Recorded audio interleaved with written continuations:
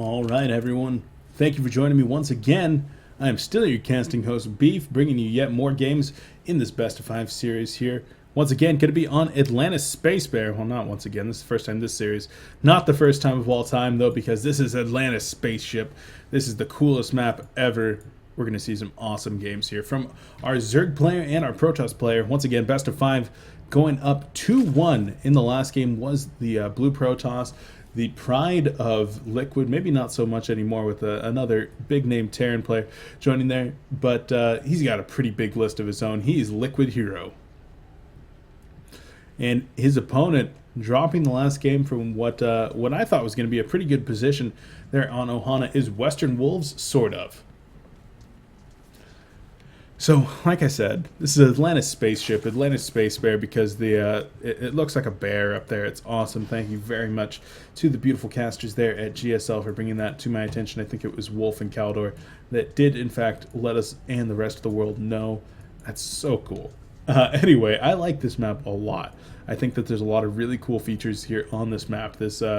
This base right here with the extra rich Besvine guys are in a little bit of a vulnerable position. There's so much that can go on, especially in games with Terran. There's so much cool stuff that can go on here. You can snipe things down from the bottom, the Colossi push up onto this area, or even a Broodlord siege. It's so cool. But we'll have to see if it does in fact get to that stage. Right now, both these players just going to be starting off with their basic build orders. Oops, that wasn't supposed to come up. Fat fingers, man. Forge first going to be coming down here for our Protoss player, following his standard build. But we do in fact see a second pylon going to be coming down before a Nexus. So I think, yeah, that's standard as well. What am I talking about? 16 hatchery going to be coming down from our Zerg after that 14 pool. So both these players playing completely standard for the time being. I talked a little bit about Hero in that last game. Excuse me. Hero at the beginning of this game not being so much the pride of Liquid with Tasia's recent dominance, but I just want to take a second and go over all the things that Hero has done for that team. Let's go backward here. The last thing that I can think of Hero doing, a little thing called Round of 4, the semi-finals there in Code S. Probably not too big of a deal. After that, we did have second place in NASL Season 2. We have qualifying for IPL 5 coming up here in this November. Little thing called taking first in DreamHack Winter last year, winning a pretty big prize check, something like $29,000 there, to join up with the $20,000 of NASL Season 2, which I got to see firsthand. That was a pretty cool event. So, you know, not a bad player here of his own, but his opponent, Sort of, actually taking second place in WCS Sweden last month, so has a pretty nice accomplishment under his belt there as well, and Sort of even going to be doing things like qualifying for the IEM circuit where he just participated last week. Not doing too bad there, and Sort of just a fresh face onto the scene, going to be making a name for himself over the next few months. But I've been very impressed by the things that I have seen of this player. Pretty cool guy, if I don't say so myself. So, getting into these build orders a little bit more. Cybercore going to be coming down right now from here, still sticking to completely standard. Couple Zealots going to be making their way, well, one Zealot for the time being, going to be making its way out onto the map, and the Probe going to be trying to get over here to spot for the third, see if that does in fact come down, something that every Protoss player does want to know. Once again, it's always going to be coming down to what kind of tech is our Protoss player going to be doing. It's safe to assume that these Zerg players are going to be going the same build pretty much every time. The Zerg player is the reactionary race. They react to what the Protoss does. So whatever they can get the scouting information off of, they react to that. But they don't really make a whole lot of decisions themselves. So that kind of sucks. I'm a Zerg player myself, but I like not having to make decisions. I just react and punish whatever my opponent's doing. Gas is going to be coming down exactly at 6 minutes. They're completely standard for our Zerg player. +1, that Forge is spinning, so the Zerg needs to be making its way over there to check, in fact, and make sure that that Forge is spinning, that there's not some kind of double Stargate play coming out, something along those lines. Zealot, Stalker, and a Probe going to be making up the trio that are trying to clear the map right now for vision. Photon Cannon even going to be firing at that neutral supply depot right there, saying, "Get out of my base, you don't belong here." And Zealot and Stalk are going to be making their way across the map now, trying to do a little bit of damage, see if they can get a little bit more scouting off. But there's already going to be 8 Zerglings on the map. This should be plenty to deal with this small expeditionary force. And Robo Bay, or excuse me, Robo Facility, not a Robo Bay, a 7-minute Robo Bay, new meta game. Robo Facility going to be going down now for our Protoss player. And no Stargate, so this is the same build that we did in fact see in game 2 on Ohana, I'm pretty sure. Going to be starting some sentry production as well back at home. Probably going to use that first sentry to, in fact, do a little bit of force fielding, make sure those Zerglings can't get in there, but not quite done yet. There we go. Okay, that sentry does, in fact, block the choke, so the Zerglings aren't going to be able to get in there. The Zerglings do, in fact, spot that sentry, though, so it's a little bit of a tell in and of itself. And back at home, there are quite a few Zerglings being made by our Zerg player here. Is stopping production at drones at just about 59 right now. No more drones in production, so it looks like this is going to be a lot of aggression coming out of the Zerg player right now. The Zerglings with speed already started here are going to be in a pretty good position to be able to punish any kind of early tech from Hero.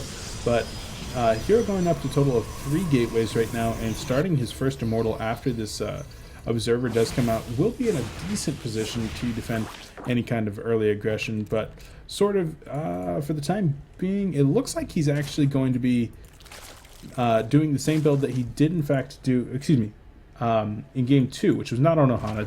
Game 2 was on Daybreak. So sorry for misspeaking a little bit earlier. Zergling going to be making its way over there to check for the third. And so the difference between those 2 games is that sort of spotted a third in that game and punished the third. Right now, with Hero being on only 2 bases, this is going to be a little bit harder for him to push into. But if he's able to catch a relatively small army out on the map, then sort of is going to be in actually a really good position to take an early advantage here. With Roach Speed already going to be starting, this is a bit early on Roach Speed, so he's going to have this about a minute or 2 earlier than you would normally see Roach Speed come out. Yeah, the Roach Force really is just going to be able to crush the Protoss if he's able to catch the Protoss on the map. If he does not catch him on the map and tries to force his way into this 2 base right here, then he's going to have a bad day.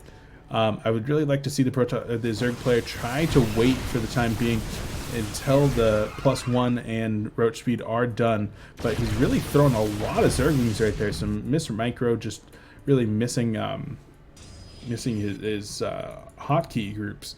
Like, probably got something screwed up along those lines. I know it happens to me. It happens to the best of us, and it happens to me because I am the best of us. But Roach is going to be making their way across the field right now. The Roaches are, in fact, spotted here by the Observer, so he knows exactly what he's going to be walking into, but the Observer doesn't see the second group of Roaches. So Hero going to be moving out for the time being, and one force field is going to be going down, try to prevent some of the Roaches, but the Observer sees everything now, and Hero's trying to book it back to his base. Even Hallucination coming down on 2 of these Immortals.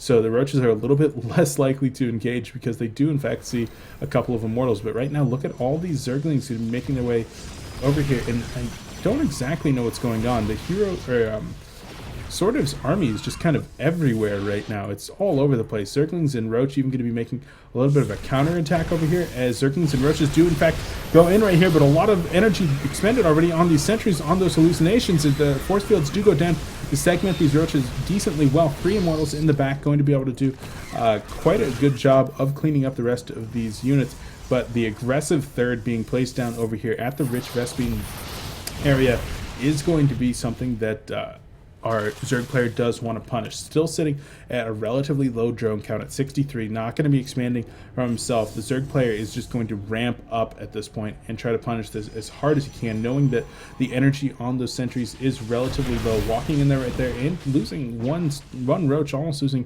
a second Roach as well. But look at all these Zerglings, knowing that all that force field energy is gone, that there are next to no Zealots in this composition. Using all those larvae on the Zergling was a very wise choice in my opinion right now. And trying to get a flank right here. The rest of the units, the Zerglings going to be making their way over here as well, and the Zerglings get right on top of the Immortals right there, and Roach is going to be cleaning up for most of the force on the other side, and it looks like the Zerg player is actually looking like he's going to take an absolutely incredible engagement. Three Immortals have fallen felon already, and all the immortals have been cleaned up. Blinkstalkers are going to be able to make their way on out of there, getting chased down by a couple of these Zerglings, but there is a ton of Zerg forces left and not a whole lot of defense here by our Protoss player. The third base is in absolutely dire straits right now with just this one cannon and 4 Blinkstalkers. There's absolutely no way that it's going to get defended from the large army that is coming in right now. Probe's going to be pulled away from the Nexus, trying to make their way home, but the Zerg army doing its best to intercept, and every single one of those probes is in fact going to get cleaned up. The Nexus is going to be taken down by just a few units as the rest of them try to make their way over into the natural. Zerglings get a surround on that forge, and the forge is going to fall just like everything else that gets surrounded by Zerglings. A couple more force fields going to come down to try to stop any kind of further aggression, but right now the Roaches and the Zerglings just going to be pressing their way through, bullying their way straight through the Protoss army. The last force fields are going to be going down, but the Zerg army is just absolutely steamrolling the Protoss right now, punishing that early economic aggression once again, and sort of just is absolutely looking brilliant right now with that aggression switch, really just sensing when his opponent is weak and taking advantage, sniping down a couple more sentries right there. The last immortal is in fact going to fall. 4 Blinkstalkers going to be joining 3 more that are in fact warped in, trying to defend this, but the cybernetics core is already fallen in addition to everything else there up at the front, so that's going to be the last of the excuse me, the cybernetics core is still there. He was warping in a second one. I'm not quite sure why. I guess if the cybernetics core was going to get sniped, but Roach is going to be trying to kill the rest of this. One more immortal does in fact fall. Last cybernetics core is unpowered. Roaches and Zerglings going to be making their way into the main. A nice blink out of there, trying to get out of that surround, but the Zerglings going to be making their way into the mineral line right now. Roach is going to be stopping and throwing in a couple of shots at the probes, and even one Roach in the back there dancing. I don't think that was intentional, but I hope that it was. And GG is called. Liquid'HerO gives up game number 4, even up the series at 2-2. Beautiful play from our Zerg player, sort of. So absolutely cool. I love the aggression that this guy is able to put out. I love this new breed of Zerg, not afraid to sit there and just say, okay, well, I'm going to build a lot of units right now, and I'm going to kill you. I love that about this guy. So cool. We're going to game 5. This is awesome. Thank you very much for joining me. I've been your casting host, Beef, and we will catch you in the next and final game of this best of 5